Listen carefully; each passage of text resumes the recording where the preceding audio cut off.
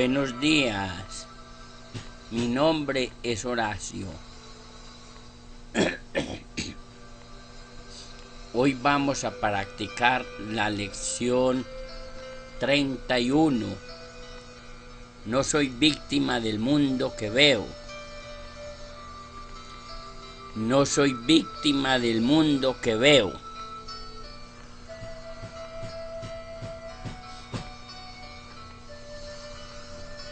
Hagamos una respiración. Inhalemos.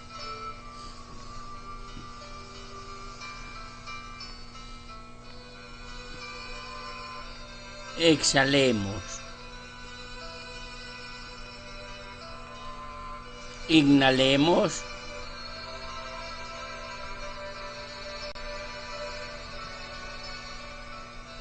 Exhalemos.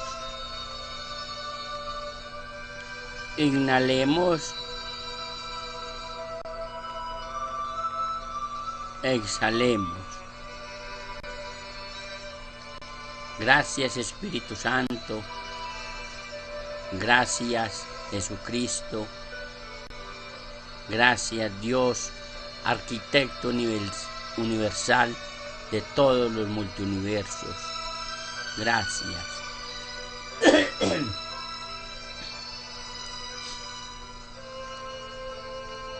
Espíritu Santo, manifiéstate en mi mente. Espíritu Santo, sana dentro mío las memorias dolorosas, las ideas erróneas que me están ocasionando estas culpas. Lo siento, perdóname, te amo. Gracias, gracias, gracias.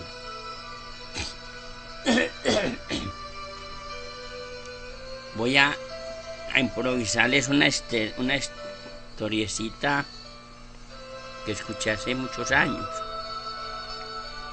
Una vez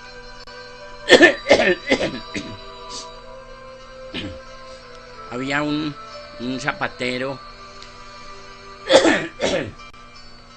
Él trabajaba en la casa, eso fue hace muchos años. Él trabajaba en la casa, tenía el tallercito de zapatos. Entonces él vivía con la señora. Entonces la señora lo mandó a comprar comida al pueblo. Tenía que viajar como 3 o 4 horas. La señora le echó como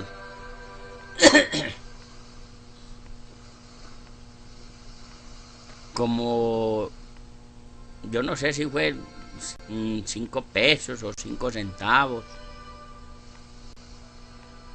Entonces no, ella tenía un abrigo. Entonces mandó a vender ese abrigo al pueblo, que no me acuerdo bien. O sea, mandó a vender un abrigo, como que ella era sastre, o sea, modista. Entonces cuando iba por el camino vio a una persona desnuda, del todo desnuda, por allá agachado en un andén. Estaba en meros harapos, o sea, en cuera, como llaman, o sea, desnudo. Entonces ese señor, el zapatero,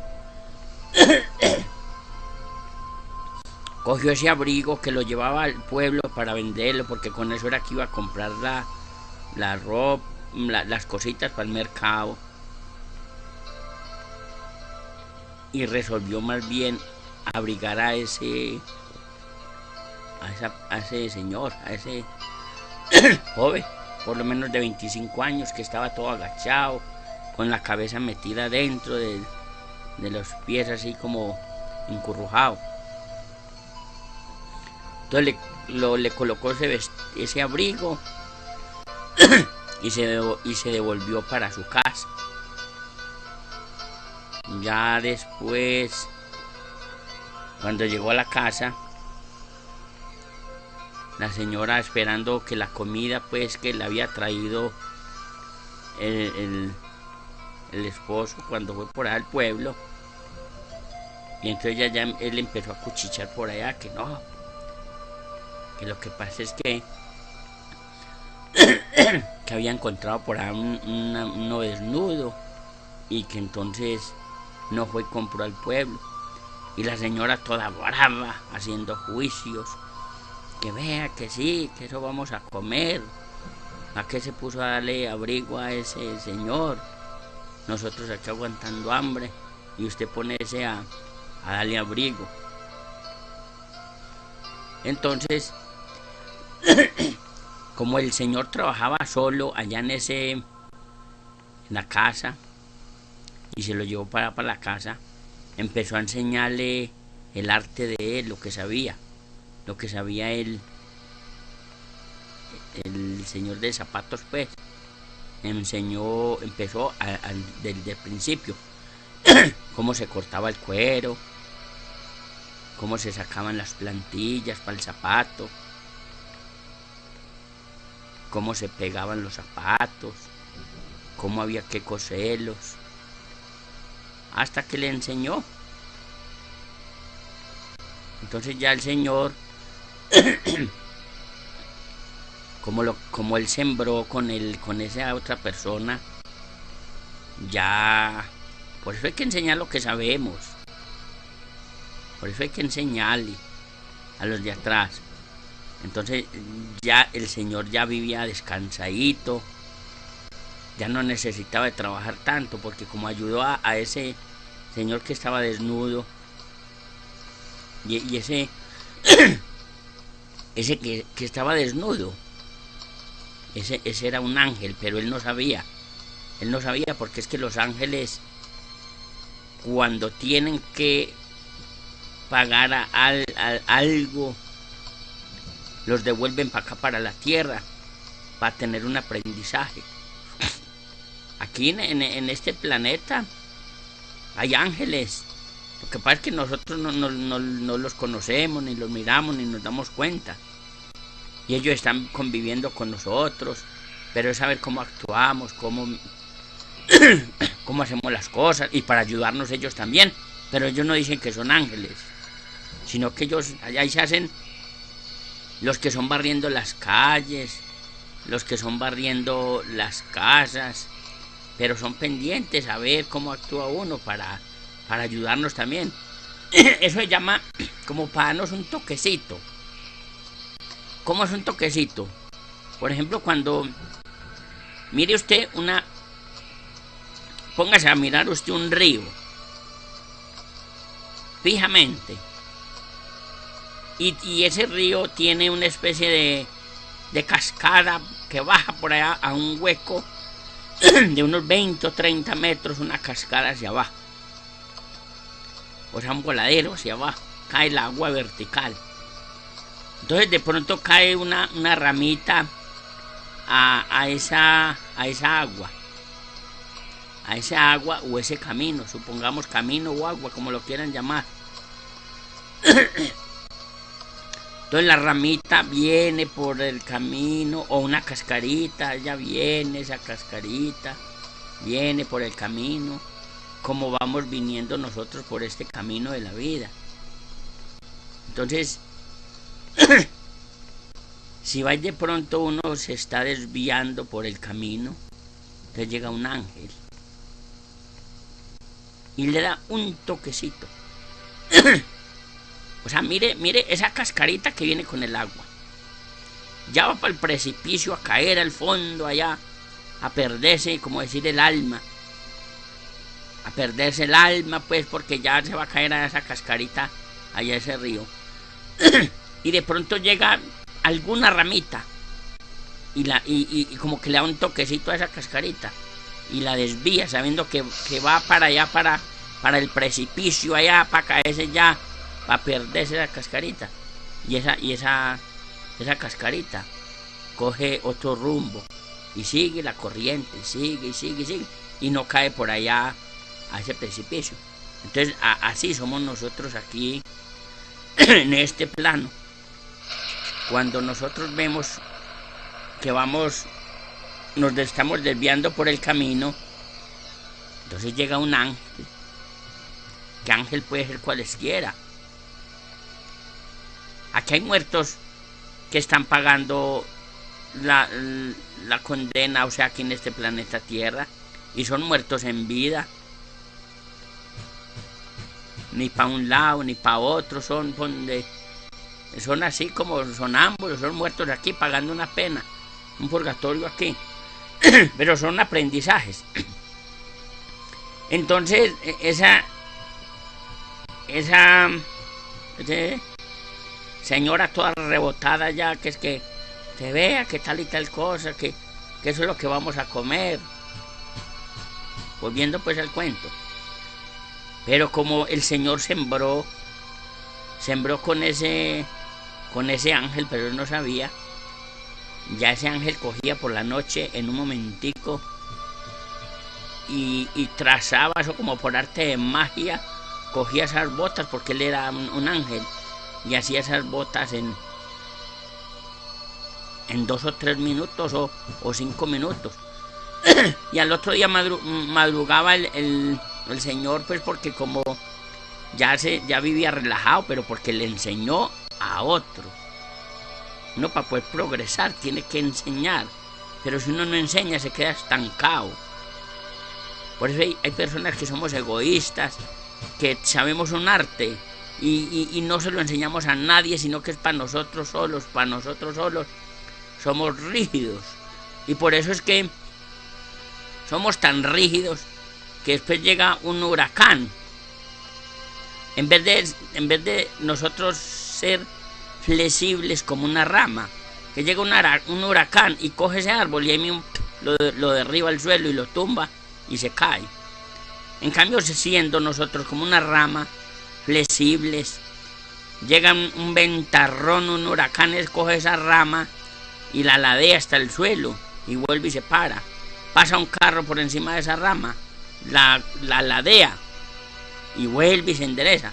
Entonces nosotros tenemos que ser flexibles, tenemos que enseñar lo que sabemos, no podemos ser egoístas, porque después llega un apretón, una cosa bien berrionda, una escasez, y ahí es donde se quiebra uno. Tenemos que enseñar lo que sabemos.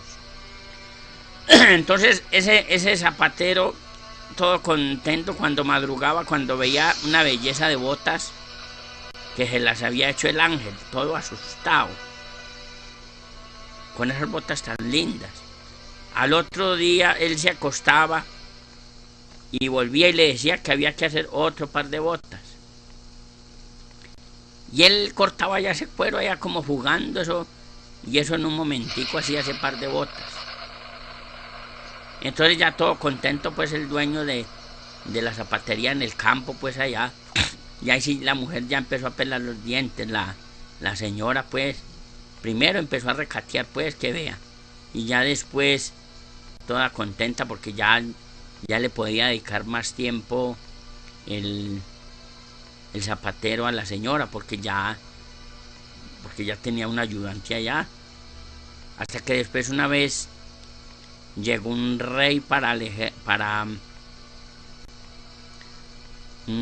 como un capitán, como uno de esos de la guerra. Fue allá, que ¿a dónde está el zapatero? Y el zapatero, todo asustado, temblando, le dijo que necesitaba como que un par de botas, que 2 pares de botas para él. Y entonces había que hacerle esas botas porque era a ese rey, yo no sé cómo era que llamaba ese rey en esa antigüedad. Entonces el ángel sabía que era lo que hacía. El zapatero le dijo al ángel que para que le hiciera esas 2 botas, que en este estilo, que con estas medidas, que con esa punta, pues que con espuelas y que con todo eso había que hacer. Entonces el ángel empezó a cortar el cuero y resultó fue haciendo y que como 15 pares de botas todas diferentes. Y ese y ese zapatero todo, pero que por qué haciendo esas botas, que sabiendo que yo le dije que ya mañana viene el rey, que para llevarse las botas, que nos van a matar, que nos van a fusilar. Pero ese ángel no decía nada, ese ángel era callado, haciendo como que... Y entonces él lo dejó, quisiera lo que le diera la gana, quisiera lo que quisiera. Por eso es que hay que escuchar al otro, porque el otro tiene la sabiduría, tiene el mensaje. No hacer lo que nosotros queramos, porque es que cuando nosotros hacemos lo que queramos nosotros, eso es el ego que nos está ordenando. Hay que dejar que opine el otro, porque es que el otro que opina es el que tiene la razón, y por ahí es el camino. O sea, no nos podemos dejar llevar lo que pensemos nosotros, no. Lo que pensemos nosotros, eso es el ego. Todo lo que... Una idea, yo quiero esto, voy y lo hago, y nada, eso no le sirve. Tiene que ser lo que le diga la buena semilla que hay al frente, o sea, un buen terreno. Entonces ya ese señor empezó a hacer como, ese ángel, como 15 pares de botas. Cuando por la mañana va llegando la orden de ese rey, en caballo vinieron los jinetes, que es que vea, que no haga ya las botas, porque anoche se murió el rey. O sea que donde hubiera hecho esas botas, que le hiciera más bien que 15 pares de botas para comunes, para los soldados. Y ya las botas, no, es que ya las botas las tenemos listas. Y ahí se fueron con las 15 pares de botas. Y él recibió su plata, todo contento. ¿Qué tal donde hubiera hecho el par de botas para el rey? Donde ese ángel haga el par de botas para el rey. Ahí habían perdido la hecha y había quedado en la ruina esos pobres zapateros. En cambio, como escuchó al otro, al hermano, o sea, al ángel, lo escuchó, hizo lo que dijo el otro, hizo 15 pares de botas, y los 15 pares de botas que era para los soldados, ahí le sirvieron. Entonces por eso tenemos que escuchar al otro, porque el otro nos da las ideas, la sabiduría, pero desde que estemos obrando bien, que estemos cambiando de conciencia. De todas maneras, los amo a todos, gracias por escucharme, lo siento, perdóname, te amo, gracias. Escuchemos la lección pues aquí, la 31. No soy víctima del mundo que veo. Lección 31. No soy víctima del mundo que veo. La idea de hoy es la introducción a tu declaración de emancipación. Una vez más, la idea debe aplicarse tanto al mundo que ves fuera de ti como al que ves dentro.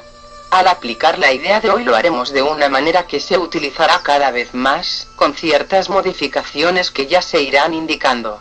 En general, esta manera de practicar comprende dos aspectos, uno en el que aplicas la idea de manera más prolongada, y otro en el que haces frecuentes aplicaciones de la idea en el transcurso del día.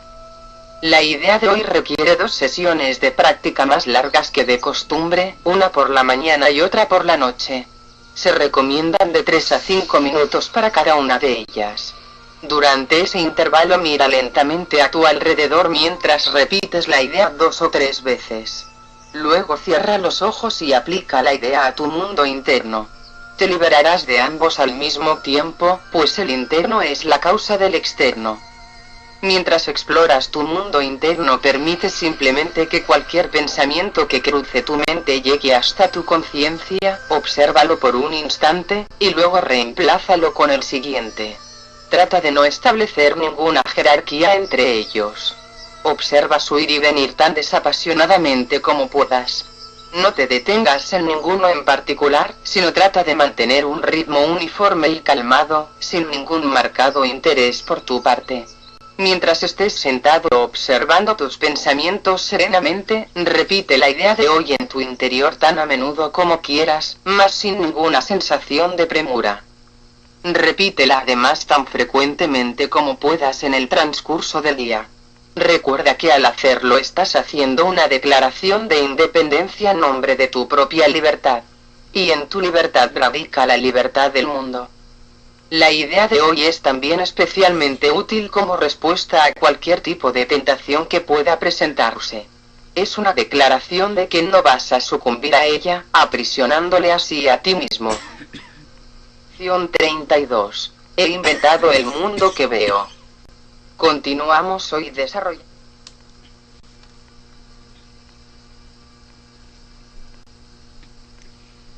Gracias, Espíritu Santo. Gracias, Jesucristo. Gracias, Dios Creador de todos los multiuniversos. Te amo, Jesucristo. Te amo, Espíritu Santo. Te amo, Dios Creador de todos los multiuniversos. Lo siento, perdóname, te amo, gracias, gracias, gracias. Escuchemos aquí pues la continuación de la historia de Jesucristo.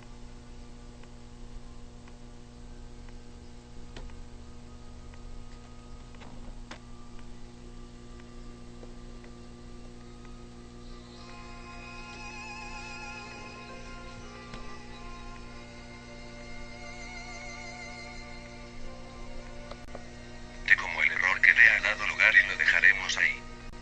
Jaime, mi tío, deseaba participar del carácter sagrado de la obra, reservándose el humilde papel de encargado de las funciones materiales y rechazó el título de apóstol, que le habría impedido, decía él, de mantener convenientemente el equilibrio de mis medios de subsistencia. De antemano mi madre me había dejado entrever este deseo, claramente manifestado después por él, y yo pude comprender de este complot de los hermanos el delicado sentimiento de cariño, lleno de lástima, que a ambos les inspiraba. Pasé algunos días en el seno de la familia y muchos habitantes de Nazaret se apresuraron en invitarme a su mesa. Se nos hicieron honores, a mí y a mis discípulos, con el objeto de podernos examinar más de cerca y apreciar, cada uno según sus conocimientos, el valor de nuestras personalidades. De mis hermanas, una vivía en Nazaret y la otra en una pequeña ciudad llamada Canaán. Nos fuimos a Canaán. Se cuenta que fui atraído por unos esponsales en cuya circunstancia habría llamado la atención sobre mí por medio de un milagro. Milagros. Siempre milagros. Oh, hermanos míos, cuán doloroso es tener que ocuparse de tal impiedad. Cómo sufre mi sentimiento de hombre al tener que desmentir las aberraciones de los hombres. En casi todas las particularidades de mi vida terrestre se encuentran semejanzas que sorprenden, con lo que sucede ahora en una parte del mundo civilizado. Mi presencia en el desposorio de Canaán fue un sencillo efecto de mi deferencia para con los deseos de mi madre. Mi presencia era efecto de mi propia voluntad. Mi presencia humana en la humana familia fue apenas notada. Mi presencia en ese pequeño rincón del universo bien podría negarse. Mas, ¿qué se precisaba para arrastrar a los hombres hacia el fanatismo? Milagros. Pues ellos hicieron milagros. ¿Qué se requiere para que sea admitida mi identidad ahora? Una prueba material, entendiéndose por prueba material el aniquilamiento de una ley fundamental de la organización física de los elementos. En la naturaleza espiritual, nosotros no disponemos de los elementos de la naturaleza terrestre y no podemos hacer milagros con el solo objeto de entretener a los hombres. Mas podemos darles fuerzas para que crean en nosotros.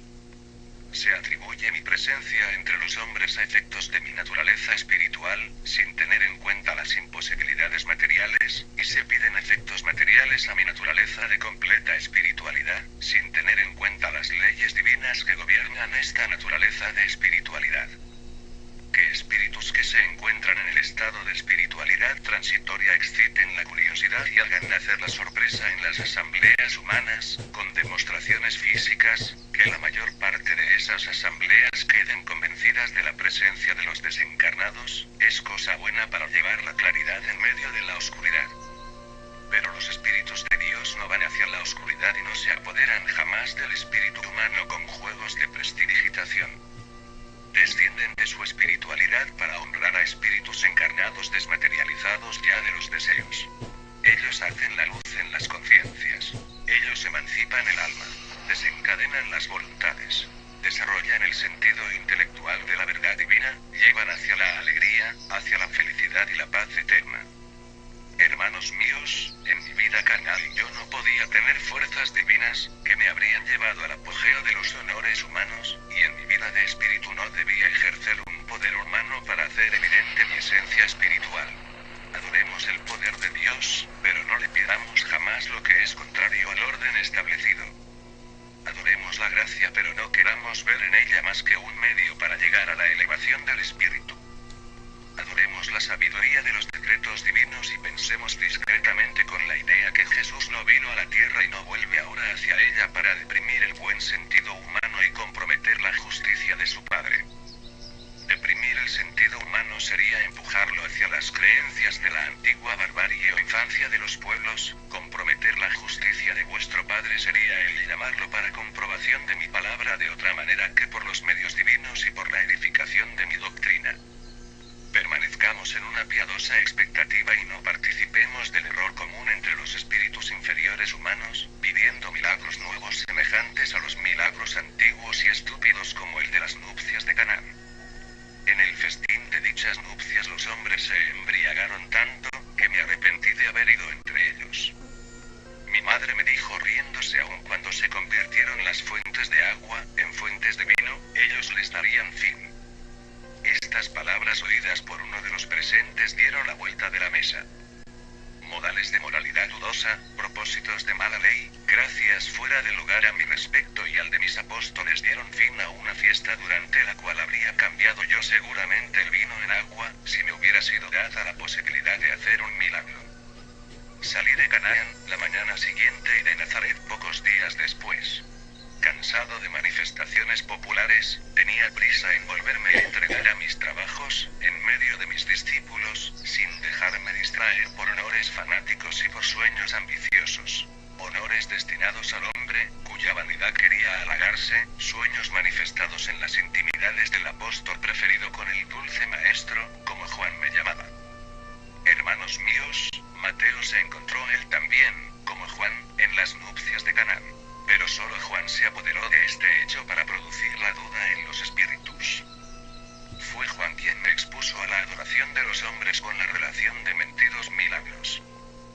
Fue Juan quien se dejó sorprender en flagrante delito de impotencia, ya sea en sus discursos, ya sea con motivo del silencio que guardaba cuando las circunstancias le exigían el deber de hablar. Juan es el responsable de las forzosas humillaciones de Jesús en frente de los desmentidos y de los juicios humanos.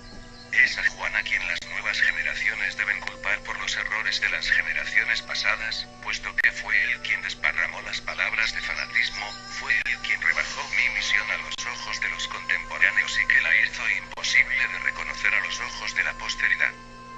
Yo tenía por este discípulo la debilidad que tienen las madres por el hijo cuya constitución física exige más cuidados que la de los otros y no me preocupaba de las vergüenzas futuras que me reparaban sus locas ambiciones, cuando el hecho de las nupcias de Canaán vino a abrirme un vasto campo de reflexiones funestas. En mi pobre estada humana, hermanos míos, el camino de mi misión se vio siempre contrariado por los hombres que me rodeaban, y mi deferencia hacia los deseos de los demás tomó una apariencia de debilidad. Mas ahora es necesario manifestar la verdad sin cortapisas humanas, tal como el Espíritu de Dios la ve y la comprende. Mas ahora deben dejarse los miramientos de lado con respecto de los errores que han ocasionado los tristes resultados que se palpan. Mas ahora conviene sembrar con la palabra divina y desarrollar la madurez de los frutos para aprovisionar con ellos a los hijos de la tierra. Definiré la manera de ser de Juan diciendo que ella era como la de la generalidad de los hombres que desean ver el maravilloso encadenamiento de los designios de la providencia y son insaciables de gracias y promesas, a objeto de atribuirse así solos el mérito de las gracias y promesas desparramadas por la gracia divina. Concretemos, Juan fue de buena fe en sus deseos hasta que los sueños de su imaginación delirante no lo empujaron a dar vida a las divagaciones de su espíritu, y me amó por todas las razones que hicieron de él el más tierno y entusiasta de mis discípulos. A nuestro regreso a Cafarnaún, encontré a todos mis discípulos reunidos en una perfecta inteligencia. La animación a que dio lugar mi regreso estuvo llena de atracción para mi corazón. Juan, humillado al principio por el recuerdo de su falta, volvió a asumir sus prerrogativas habituales, que consistían en colocarse a mis pies, cuando los demás me rodeaban, y a mi lado durante las comidas. He dado ya a conocer lo suficiente a Jaime mi tío y Jaime mi hermano. Debo mencionar ahora el nombre de mis otros 3 discípulos. Eran Deodoro Udítimo, Felipe o Eleazar, más conocido con el primer nombre, y Judo, primo de Pedro. Con el fin de distinguir a los 2 judos se designó al otro con el nombre de Judas. Durante el día recorríamos la campiña de los alrededores y a la tarde volvíamos a Cafarnaún. El descanso. Gracias Jesucristo, gracias Espíritu Santo, gracias Dios, arquitecto universal de todos los multiuniversos. Gracias, gracias, gracias.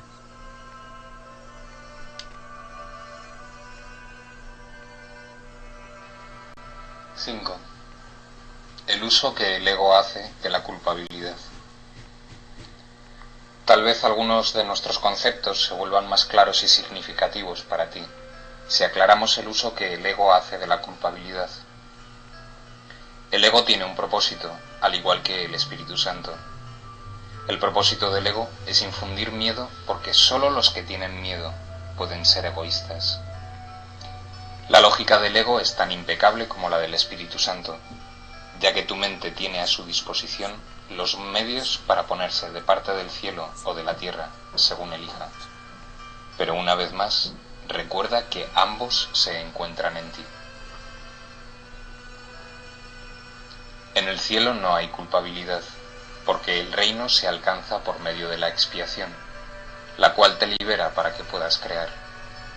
La palabra crear es apropiada en este contexto, porque una vez que el Espíritu deshace lo que tú has hecho, se restaura el residuo bendito y por consiguiente, éste continúa creando. Lo que es verdaderamente bendito es incapaz de producir culpabilidad y solo puede producir dicha. Esto hace que sea invulnerable al ego, porque su paz es inexpugnable.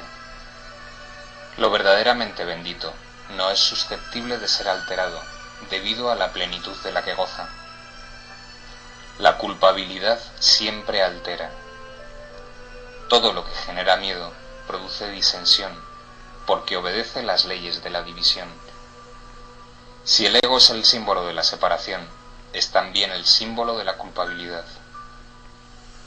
La culpabilidad es más que simplemente algo ajeno a Dios. Es el símbolo del ataque contra Dios. Este concepto no tiene ningún sentido, excepto para el ego, pero no subestimes el poder que el ego le aporta al creer en él. Esta es la creencia de donde procede toda culpabilidad. El ego es la parte de la mente que cree en la división. ¿Cómo iba a poder una parte de Dios separarse de él sin creer que lo está atacando? Hablamos anteriormente del problema de la autoridad y dijimos que se basa en el concepto de que es posible usurpar el poder de Dios. El ego cree que eso es lo que tú hiciste, porque cree que tú eres Él. Si te identificas con el ego, no podrás sino percibirte a ti mismo como culpable. Siempre que le hagas caso al ego, experimentarás culpabilidad y temerás ser castigado.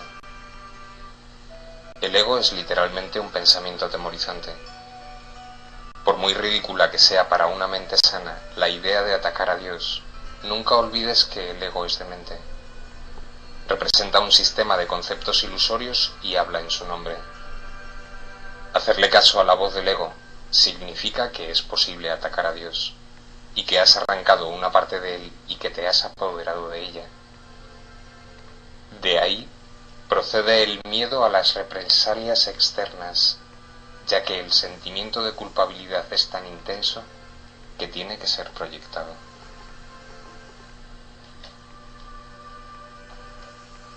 Todo lo que aceptas en tu mente se vuelve real para ti. Es tu aceptación lo que le confiere realidad. El permitirle la entrada al ego en tu mente y entronarlo allí es lo que lo convierte en tu realidad.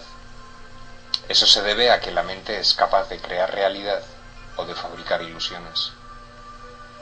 Dije anteriormente que tienes que aprender a pensar con Dios. Pensar con Él es pensar como Él, lo cual produce dicha y no culpabilidad, porque es algo natural. La culpabilidad es un signo inequívoco de que tu pensamiento no es natural. El pensamiento que no es natural va siempre acompañado de culpabilidad, porque es la creencia en el pecado. El ego no percibe el pecado como una falta de amor, sino como un decidido acto de agresión. Esto es necesario para su supervivencia, porque tan pronto como consideres que el pecado es una insuficiencia, tratarás automáticamente de remediar la situación, y lo lograrás. Para el ego eso es la perdición, pero tú tienes que aprender a verlo como tu emancipación. La mente que está libre de culpa no puede sufrir. Al estar sana, sana a su vez al cuerpo porque ella misma ha sanado. Las enfermedades son inconcebibles para la mente sana, ya que no puede concebir atacar a nada ni a nadie. Dije antes que la enfermedad es una forma de magia. Quizás sería mejor decir que es una forma de solución mágica. El ego cree que castigándose a sí mismo mitigará el castigo de Dios, mas incluso en esto es arrogante. Le atribuye a Dios la intención de castigar y luego adopta esa intención como su propia prerrogativa. El ego trata de usurpar todas las funciones de Dios, tal como las percibe, porque reconoce que solo se puede confiar en una lealtad absoluta. El ego no puede oponerse a las leyes de Dios de la misma manera en que tú tampoco puedes hacerlo, pero puede interpretarlas de acuerdo con lo que desea, al igual que tú. Por eso es preciso que contestes la pregunta, ¿qué es lo que quiero?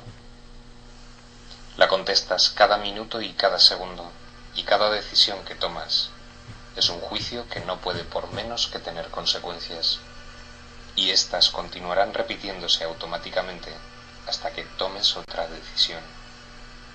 Recuerda, no obstante, que las alternativas en sí son inalterables. El Espíritu Santo, al igual que el ego, es una elección que uno hace. Ambos constituyen las únicas alternativas que la mente puede aceptar y obedecer. El Espíritu Santo y el ego son las únicas opciones que tienes. Dios creó una de ellas y por lo tanto no puedes deshacerla. La otra la inventaste tú y por lo tanto sí puedes. Solo lo que Dios crea es irreversible e inmutable. Lo que tú has fabricado siempre se puede cambiar, porque cuando no piensas como Dios, en realidad, no estás pensando en absoluto. Las ideas ilusorias no son pensamientos reales, si bien puedes creer en ellas, pero eso es un error. La función del pensamiento procede de Dios y reside en Dios. Puesto que formas parte de su pensamiento, no puedes pensar separado de él. El pensamiento irracional es pensamiento desordenado. Dios mismo pone orden en tu pensamiento porque tu pensamiento fue creado por él. Los sentimientos de culpabilidad son siempre señal de que desconoces esto. Muestran asimismo que crees que puedes pensar separado de Dios y que deseas hacerlo. Todo pensamiento desordenado va acompañado de culpabilidad desde su concepción y mantiene su continuidad gracias a ella. La culpabilidad es ineludible para aquellos que creen que son ellos los que ordenan sus propios pensamientos y que por lo tanto tienen que obedecer sus dictados. Eso les hace sentirse responsables de sus errores, sin darse cuenta de que al aceptar esta responsabilidad están reaccionando de manera irresponsable. Si la única responsabilidad del obrador de milagros es aceptar la expiación para sí mismo, y te aseguro yo que así es, la responsabilidad por lo que debe ser expiado no puede entonces recaer sobre ti. Este dilema no puede ser resuelto, excepto aceptando la solución del deshacimiento. Tú serías responsable de los efectos de tu manera equivocada de pensar, si ésta no se pudiera deshacer. El propósito de la expiación es conservar del pasado únicamente aquello que ha sido purificado. Si aceptas el remedio para el pensamiento desordenado, remedio cuya eficacia es indudable, ¿cómo iban a seguir estando presentes sus síntomas? La continua decisión de permanecer separado es la única razón posible de que siga habiendo sentimientos de culpabilidad. Hemos dicho esto antes, pero no subrayamos los resultados destructivos de tal decisión. Cualquier decisión de la mente afecta tanto al comportamiento como a la experiencia. Lo que tú deseas, esperas que tenga lugar. Esto no es algo ilusorio. Tu mente ciertamente forja tu futuro y se lo devolverá a la creación plena en cualquier momento si primero acepta la expiación. Retornará a sí mismo a la creación plena en el instante en que haya hecho eso. Al haber renunciado a su pensamiento desordenado, la correcta ordenación del pensamiento se hace evidente.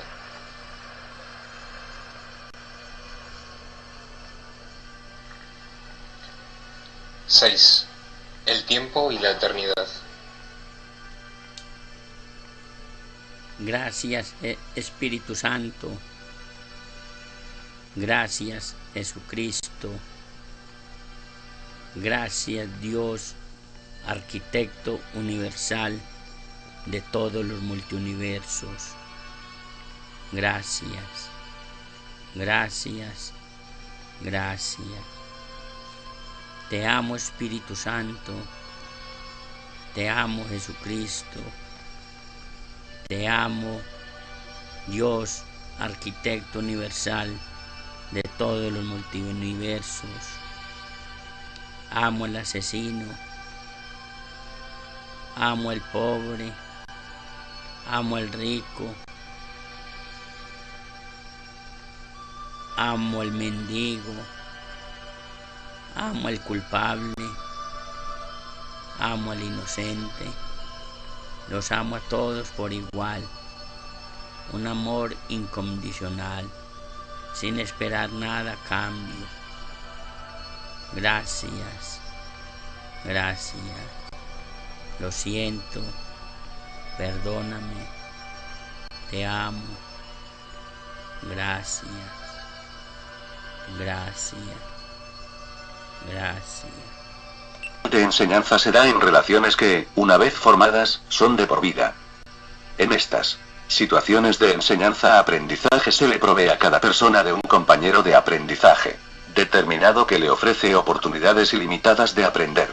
Por lo general no hay muchas relaciones de este tipo, ya que su existencia implica que las personas en cuestión han alcanzado simultáneamente un nivel en el que el equilibrio entre aprendizaje y enseñanza es perfecto. Esto no significa que necesariamente se den cuenta de ello. De hecho, en la mayor parte de las ocasiones no se dan cuenta. Puede que incluso haya bastante hostilidad entre ellos por algún tiempo, o tal vez de por vida. Mas si así lo deciden, tienen ante sí la lección perfecta y pueden aprenderla. Y si deciden aprenderla, se convierten en los salvadores de los maestros que flaquean y que incluso parecen fracasar. Es imposible que un maestro de Dios no encuentre la ayuda que necesita. 4. ¿Cuáles son las características de los maestros de Dios? 1. Las características superficiales de los maestros de Dios no son en modo alguno similares. Si se les mira con los ojos del cuerpo, se observa que no hay parecido entre ellos, que vienen de ambientes totalmente distintos, que sus experiencias acerca del mundo varían enormemente y que sus personalidades externas son muy diversas. Durante las primeras etapas en el desempeño de su función como maestros de Dios, no han adquirido todavía las profundas características que los establecerán como lo que son. Dios concede dones especiales a sus maestros porque tienen un papel especial que desempeñar en su plan para la expiación. El que sean especiales es, por supuesto, una condición estrictamente temporal, establecida en el tiempo a fin de que les lleve más allá de él. Estos dones especiales, nacidos de la relación santa hacia la que se encamina la situación de aprendizaje-enseñanza, se convierten en algo característico de todos los maestros de Dios que han progresado en su aprendizaje. Desde este punto de vista todos son iguales. 2. Cualquier diferencia entre los hijos de Dios es siempre temporal. Puede afirmarse, no obstante, que, en el tiempo, los maestros de Dios más avanzados poseen las siguientes características. Y confianza. 1. He aquí la base sobre la que descansa su capacidad para llevar a cabo su función. La percepción es el resultado de lo que se ha aprendido. De hecho, la percepción es lo que se ha aprendido, ya que causa y efecto nunca se encuentran separados. Los maestros de Dios tienen confianza en el mundo porque han 6. Aprendido que no está regido por las leyes que el mundo inventó. Está regido por un poder que se encuentra en ellos, pero que no es de ellos. Este poder es el que mantiene todas las cosas a salvo. Mediante este poder los maestros de Dios contemplan un mundo perdonado. 2. Una vez que hemos experimentado ese poder, es imposible volver a confiar en nuestra insignificante fuerza propia. ¿Quién trataría de volar con las minúsculas alas de un gorrión, cuando se le ha dado el formidable poder de un águila? ¿Y quién pondría su fe en las miserables ofrendas del ego, cuando los dones de Dios se encuentran desplegados ante él? ¿Qué induce a los maestros de Dios a efectuar ese cambio? A. Desarrollo de la confianza. 3. En primer lugar, tienen que pasar. Gracias, Espíritu Santo. Gracias, Jesucristo. Gracias, Dios Creador, Arquitecto universal de todos los multiuniversos. Lo siento. Perdóname. Te amo. Gracias. Gracias. Gracias. Gracias.